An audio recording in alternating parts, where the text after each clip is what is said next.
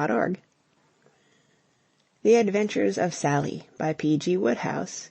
Chapter 17. Sally Lays a Ghost. 1.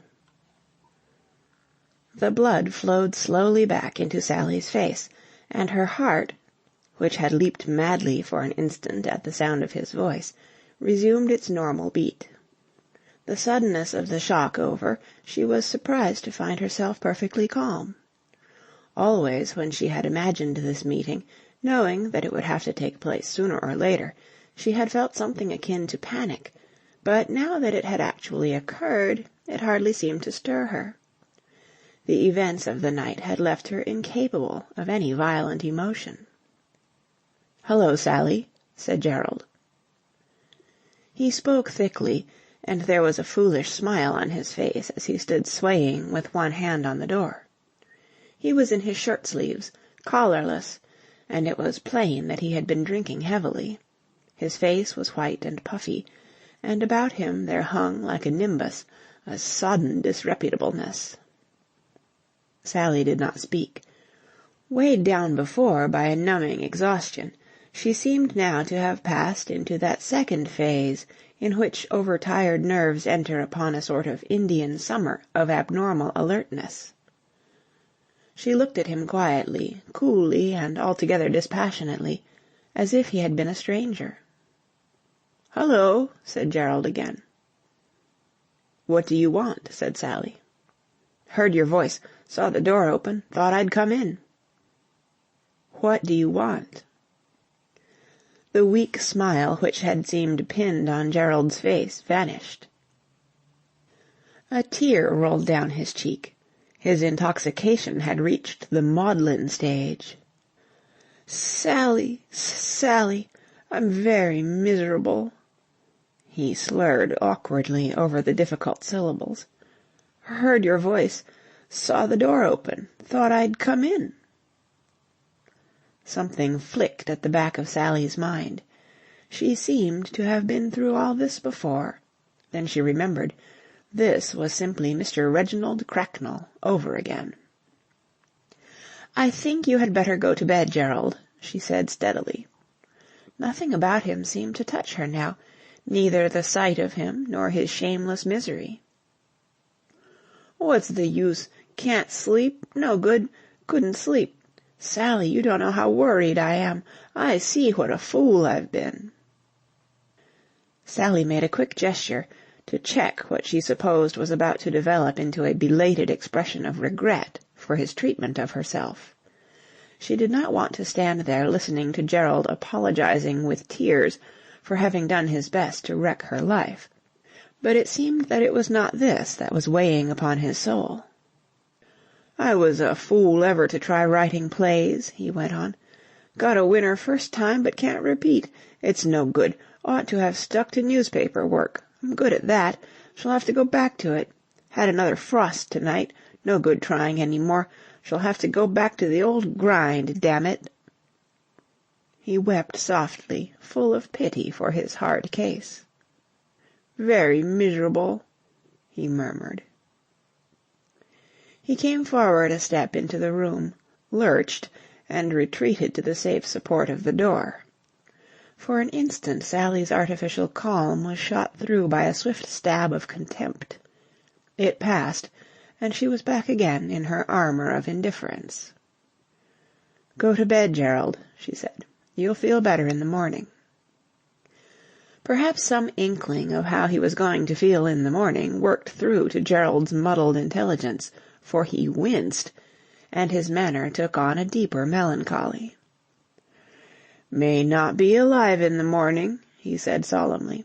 "Good mind to end it all, he repeated, with the beginning of a sweeping gesture which was cut off abruptly as he clutched at the friendly door. Sally was not in the mood for melodrama. "Oh, go to bed," she said impatiently. The strange frozen indifference which had gripped her was beginning to pass, leaving in its place a growing feeling of resentment against Gerald for degrading himself like this, against herself for ever having found glamour in the man. It humiliated her to remember how utterly she had once allowed his personality to master hers. And under the sting of this humiliation she felt hard and pitiless. Dimly she was aware that a curious change had come over her tonight. Normally the sight of any living thing in distress was enough to stir her quick sympathy, but Gerald mourning over the prospect of having to go back to regular work made no appeal to her, a fact which the sufferer noted and commented upon. "You're very unsympathetic," he complained. "I'm sorry," said Sally. She walked briskly to the door and gave it a push. Gerald, still clinging to his chosen support, moved out into the passage, attached to the handle, with the air of a man the foundations of whose world have suddenly lost their stability. He released the handle and moved uncertainly across the passage. Finding his own door open before him, he staggered over the threshold, and Sally, having watched him safely to his journey's end, went into her bedroom with the intention of terminating this disturbing night by going to sleep. Almost immediately she changed her mind. Sleep was out of the question. A fever of restlessness had come upon her.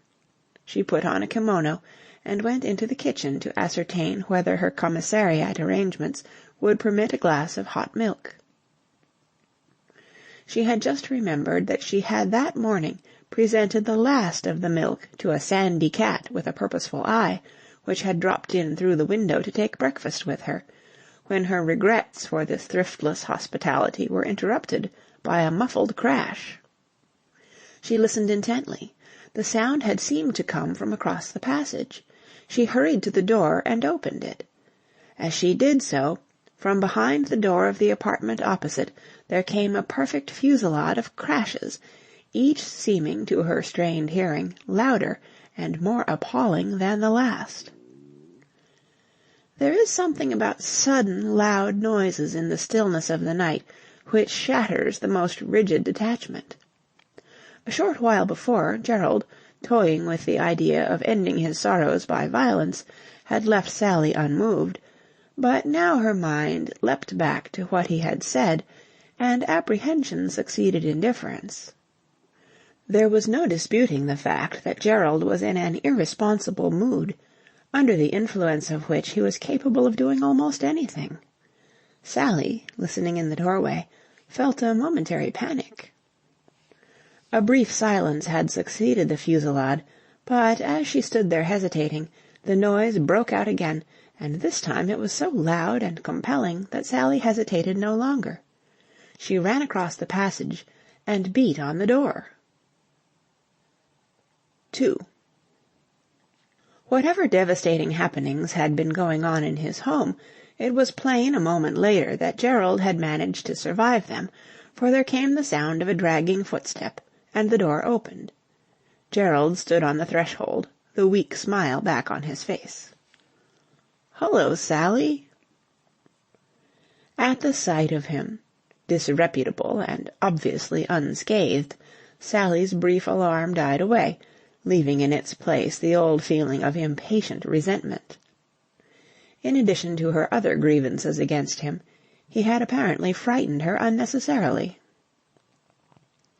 "Whatever was all that noise?" she demanded. "Noise?" said Gerald, considering the point, open-mouthed. "Yes, noise," snapped Sally. "I've been cleaning house," said Gerald, with the owl-like gravity of a man just conscious that he is not wholly himself. Sally pushed her way past him. The apartment in which she found herself was almost an exact replica of her own, and it was evident that Elsa Doland had taken pains to make it pretty and comfortable in a niggly feminine way. Amateur interior decoration had always been a hobby of hers. Even in the unpromising surroundings of her bedroom at Mrs. Meecher's boarding-house, she had contrived to create a certain daintiness which Sally, who had no ability in that direction herself, had always rather envied. As a decorator, Elsa's mind ran in the direction of small, fragile ornaments, and she was not afraid of over-furnishing. Pictures jostled one another on the walls. China of all descriptions stood about on little tables. There was a profusion of lamps with shades of parti-coloured glass, and plates were ranged along a series of shelves. One says that the plates were ranged and the pictures jostled one another, but it would be more correct to put it that they had jostled and had been ranged, for it was only by guesswork that Sally was able to reconstruct the scene as it must have appeared before Gerald had started, as he put it, to clean house. She had walked into the flat briskly enough, but she pulled up short as she crossed the threshold, appalled by the majestic ruin that met her gaze. A shell bursting in the little sitting-room could hardly have created more havoc. The psychology of a man of weak character under the influence of alcohol and disappointed ambition is not easy to plumb, for his moods follow one another with a rapidity which baffles the observer. 10 minutes before, Gerald Foster had been in the grip of a clammy self-pity, and it seemed from his aspect at the present moment that this phase had returned. But in the interval there had manifestly occurred a brief but adequate spasm of what would appear to have been an almost berserk fury. What had caused it, and why it should have expended itself so abruptly, Sally was not psychologist enough to explain, but that it had existed there was ocular evidence of the most convincing kind. A heavy niblick, flung petulantly, or remorsefully, into a corner, showed by what medium the destruction had been accomplished. Bleak chaos appeared on every side. The floor was littered with every imaginable shape and size of broken glass and china. Fragments of pictures, looking as if they had been chewed by some prehistoric animal, lay amid heaps of shattered statuettes and vases. As Sally moved slowly into the room after her involuntary pause, china crackled beneath her feet. She surveyed the stripped walls with a wondering eye, and turned to Gerald for an explanation.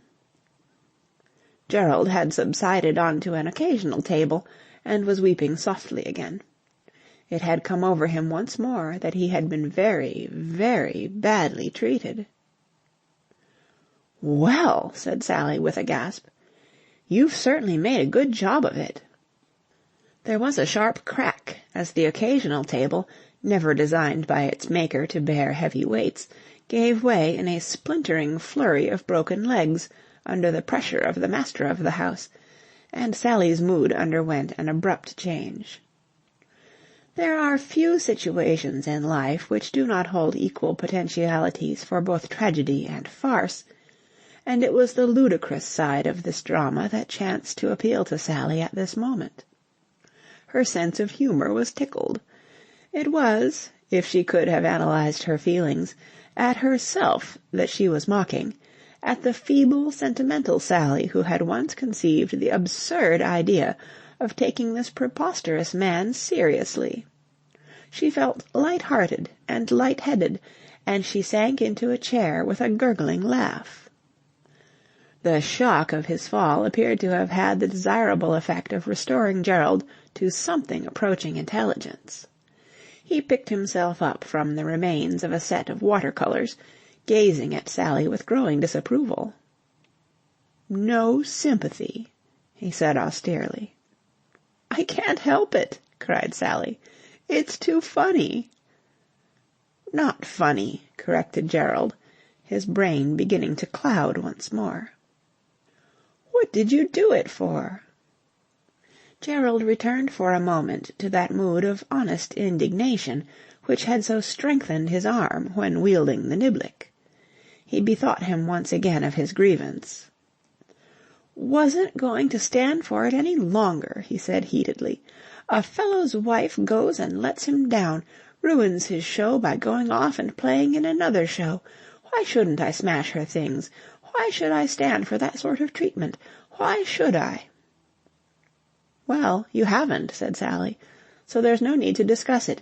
You seem to have acted in a thoroughly manly and independent way." "That's it. Manly independent." He waggled his finger impressively. "Don't care what she says," he continued. "Don't care if she never comes back. That woman—" Sally was not prepared to embark with him upon a discussion of the absent Elsa.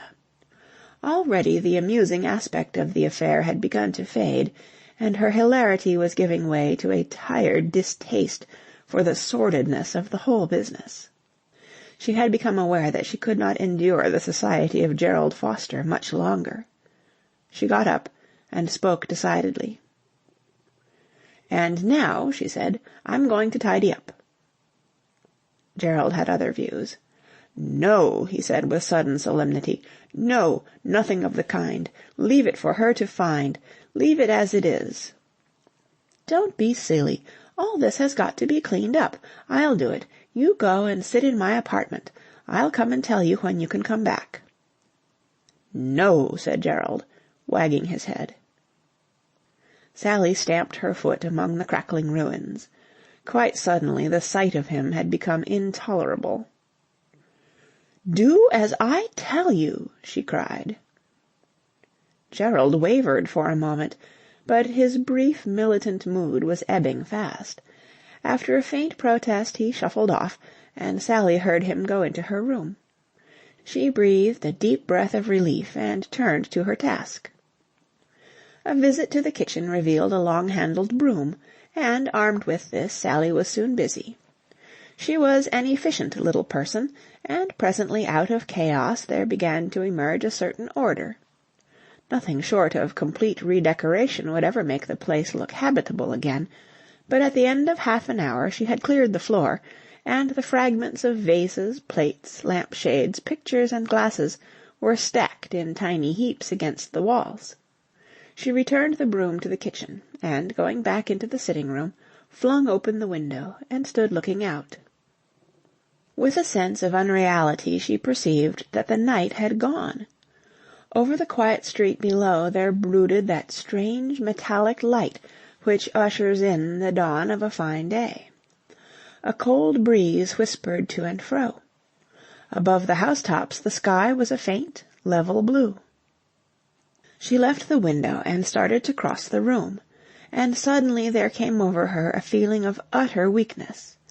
She stumbled to a chair, conscious only of being tired beyond the possibility of a further effort. Her eyes closed, and almost before her head had touched the cushions, she was asleep. 3. Sally woke. Sunshine was streaming through the open window, and with it the myriad noises of a city awake and about its business. Footsteps clattered on the sidewalk, automobile horns were sounding, and she could hear the clank of street-cars as they passed over the points. She could only guess at the hour, but it was evident that the morning was well advanced. She got up stiffly. Her head was aching. She went into the bathroom, bathed her face, and felt better. The dull oppression which comes of a bad night was leaving her. She leaned out of the window, revelling in the fresh air, then crossed the passage and entered her own apartment. Stertorous breathing greeted her, and she perceived that Gerald Foster had also passed the night in a chair. He was sprawling by the window with his legs stretched out, and his head resting on one of the arms, an unlovely spectacle. Sally stood regarding him for a moment with a return of the distaste which she had felt on the previous night. And yet, mingled with the distaste, there was a certain elation. A black chapter of her life was closed forever. Whatever the years to come might bring to her, they would be free from any wistful yearnings for the man who had once been woven so inextricably into the fabric of her life. She had thought that his personality had gripped her too strongly ever to be dislodged, but now she could look at him calmly and feel only a faint half-pity, half-contempt. The glamour had departed. She shook him gently, and he sat up with a start, blinking in the strong light. His mouth was still open. He stared at Sally foolishly, then scrambled awkwardly out of the chair. "Oh, my God!" said Gerald, pressing both his hands to his forehead and sitting down again. He licked his lips with a dry tongue, and moaned, "Oh, I've got a headache." Sally might have pointed out to him that he had certainly earned one, but she refrained. "You'd better go and have a wash," she suggested. "Yes," said Gerald, heaving himself up again. "Would you like some breakfast?" "Don't," said Gerald faintly, and tottered off to the bathroom. Sally sat down in the chair he had vacated. She had never felt quite like this before in her life. Everything seemed dreamlike. The splashing of water in the bathroom came faintly to her, and she realized that she had been on the point of falling asleep again. She got up and opened the window, and once more the air acted as a restorative. She watched the activities of the street with a distant interest. They, too, seemed dreamlike and unreal. People were hurrying up and down on mysterious errands. An inscrutable cat picked its way daintily across the road. At the door of the apartment house an open car purred sleepily. She was roused by a ring at the bell. She went to the door and opened it, and found Bruce Carmyle standing on the threshold. He wore a light motor coat, and he was plainly endeavouring to soften the severity of his saturnine face with a smile of beaming kindliness. "Well, here I am," said Bruce Carmyle cheerily. "Are you ready?"